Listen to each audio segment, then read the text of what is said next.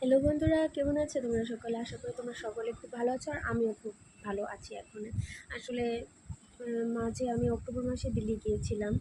উম, মানে কি বলবো, ওখান থেকে এসে 10-15 দিন পর একদম অসুস্থ হয়ে গেছি। এতটা অসুস্থ, মানে একদম ডাক্তার বেড রেস্ট বলে দিয়েছিল। তারপর এখন একটু সুস্থ আছি। তো এখন বেবিকে অনেক দিন পর আজকে স্কুলে দিয়ে আসলাম। তো স্কুলে দিয়ে আসার পর মানে ঘরে যা যাবতীয় কিছু কাজ থাকে, রান্নাবান্না সব শেষ হয়ে যায়। কিন্তু যে বাকি কাজকর্ম থাকে সেগুলো শেষ করে নিজেকে একটু সময় দিই।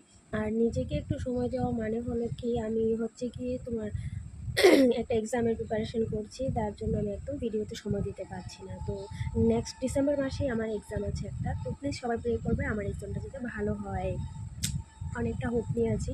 তো টাটা, এখন থেকে চেষ্টা করবো শর্ট ভিডিওতে ব্লগ হিসাবে আসার। তো সবাই ভালো থেকো, দেখা হচ্ছে নতুন কোনো ভিডিওতে।